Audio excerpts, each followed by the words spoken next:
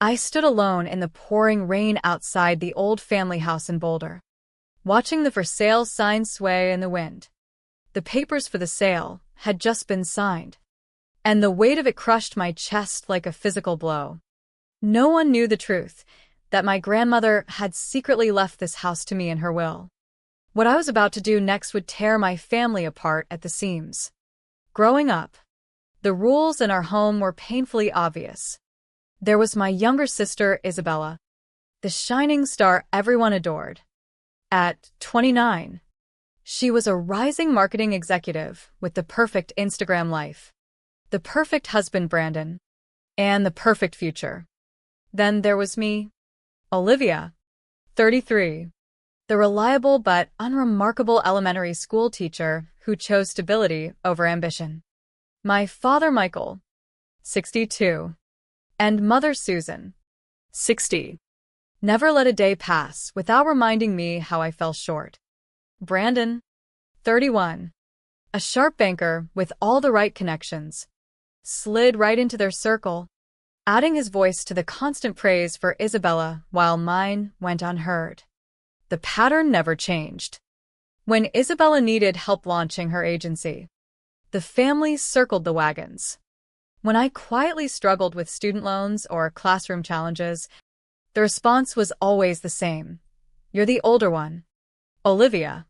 Figure it out. Be more independent.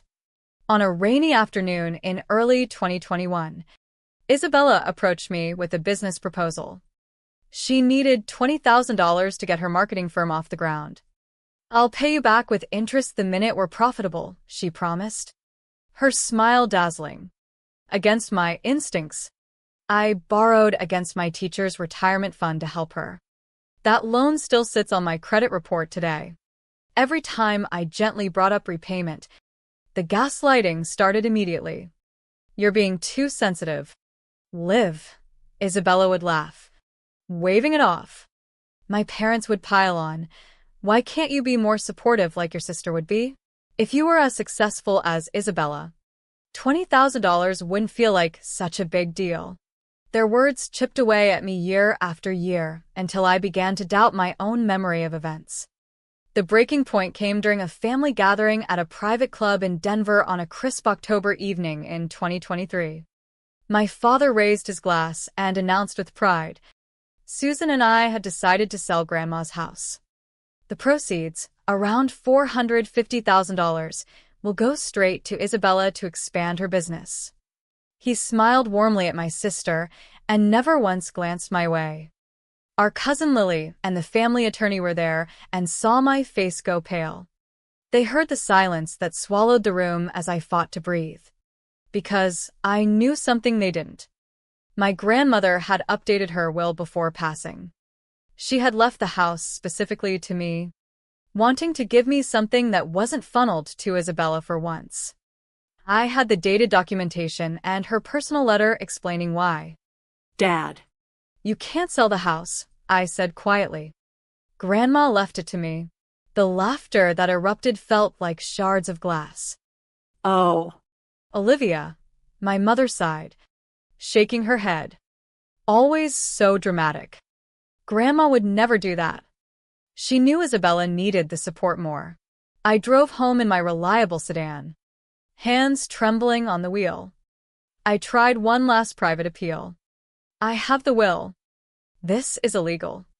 My father's reply cut deep. Olivia, even if that were true, which it isn't, what kind of daughter would stand in the way of her sister's future? Family helps family. That night I decided I was done being used. What they never bothered to learn was that I wasn't just scraping by on a teacher's salary. 3 years earlier, I had quietly used grant money to begin investing in real estate through a discreet LLC called Secure Haven Properties. It started small duplexes. Foreclosures I fixed up myself on weekends. I lived frugally, reinvested every dollar, and grew the portfolio steadily. By the time of that announcement, my net worth had quietly reached nearly $2 million. I also held silent partnership stakes in 2 successful coffee houses in the Pacific Northwest. I kept it all hidden, partly to avoid their demands and partly because I still hoped they would see my value without the money attached. They never did. I began documenting everything: the loan records, the will, and my grandmother's letter. Communications proving they knew about her intentions. Attorneys at a respected Denver firm confirmed the sale was fraudulent. I waited for the perfect moment to reveal the truth. The perfect moment arrived on a glittering August evening in 2024 at Isabella and Brandon's lavish engagement celebration in a downtown Denver ballroom. 200 guests mingled under crystal chandeliers, champagne flowing freely. I arrived deliberately late, wearing an elegant gown my mother had once dismissed as too extravagant. My hair was styled perfectly, my makeup flawless, and for the first time in years, my confidence felt unshakable. I waited until after the toasts, until my father had once again praised Isabella's business vision and announced the house sale would close the following week with proceeds funding her expansion. Then I walked to the small stage where a string quartet had performed.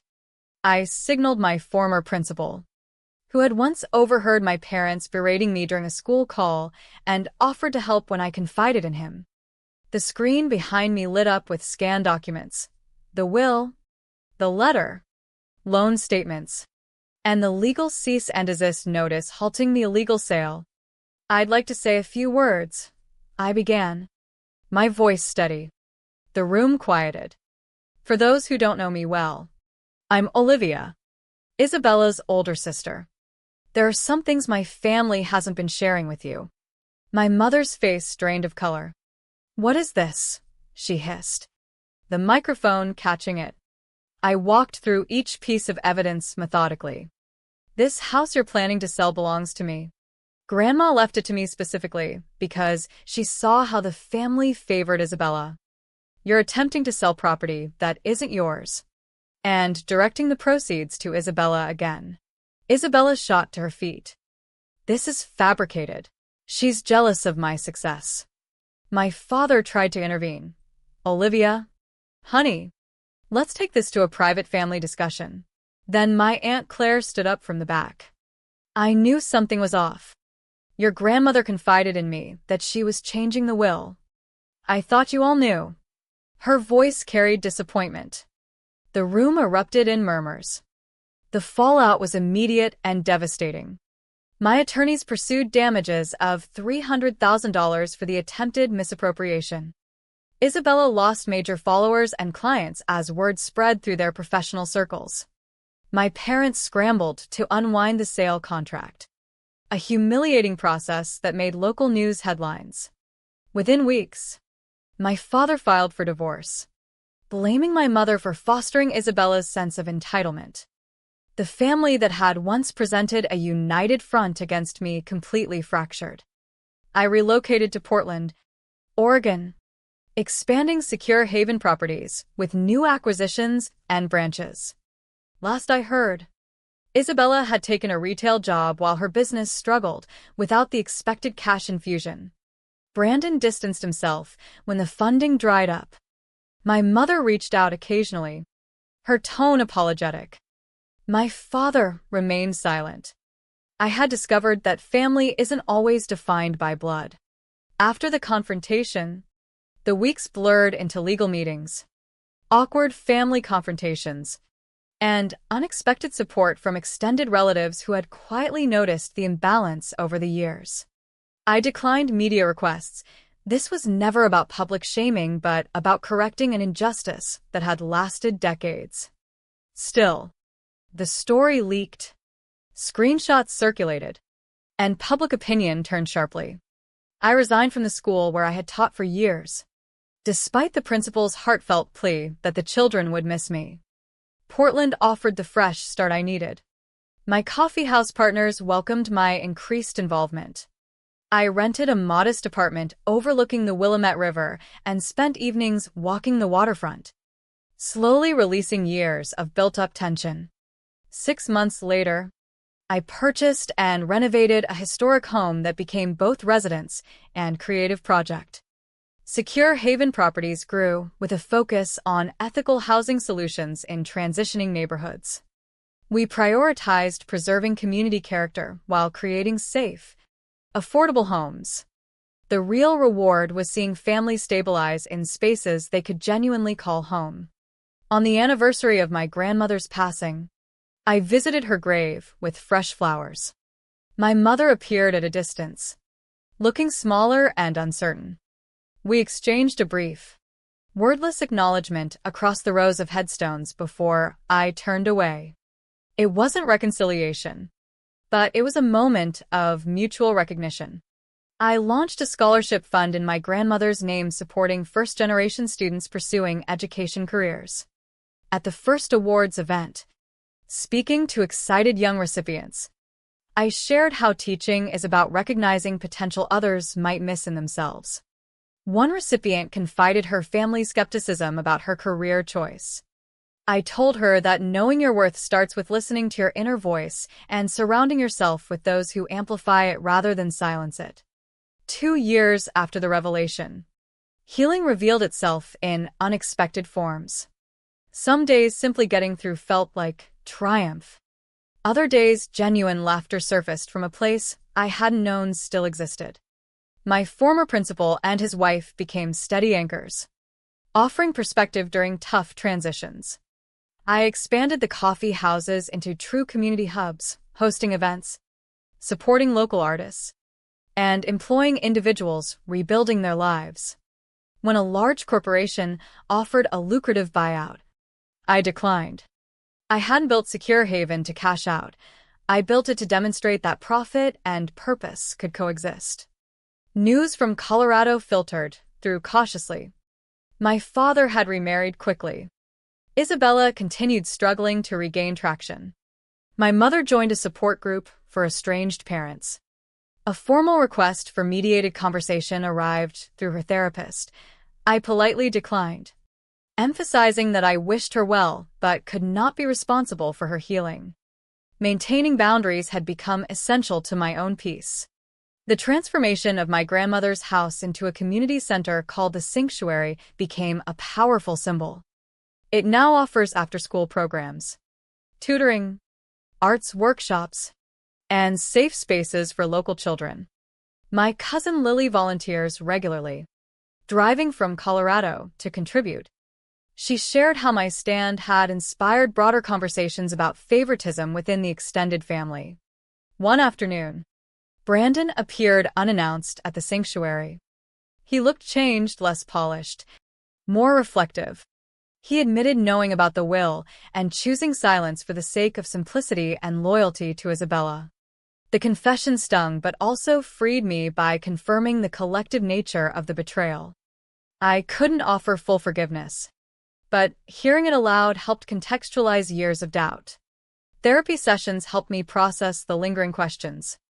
My therapist reminded me that their choices reflected their own compromises, not my value. Walking through the sanctuary after hours, surrounded by children's artwork and echoes of laughter, I felt the pain transformed into purpose. My mother eventually visited the sanctuary under supervised, low-pressure circumstances. She toured the programs quietly, her gaze lingering on student self-portrait displays themed around inner strengths. "You always had a gift for truly seeing people," she said softly. It wasn't a full apology, but it carried a recognition long absent. I added reflections to my private journal that evening. I am not defined by what my family withheld. I am defined by the safety, opportunities, and respect I now create for myself and others. That is my legacy. Secure Haven Properties now operates across multiple states. The sanctuary serves as a model for similar initiatives elsewhere. The coffee houses have become neighborhood institutions for connection and celebration. My days are filled with meaningful work, genuine friendships, and the quiet satisfaction of living on my own terms. Looking back, the greatest irony is that in attempting to take everything, my family gave me the catalyst to build something far richer than I might have otherwise. Standing in the garden of my grandmother's former house, now vibrant with children's voices, I plant flowers that will bloom in spring and think about the true meaning of legacy. Not wealth or property alone, but the way we choose to treat one another, the courage to value ourselves, and the strength to build family from those who see and respect us fully. If you are caught in a cycle of being diminished by those who should lift you, remember you have the right to stand in your truth. Blood does not guarantee love or fairness. Sometimes the bravest act is walking away from what was never truly family and creating the one you deserve. I learned this the hardest way possible, but today I can say with certainty that I have never been more at peace.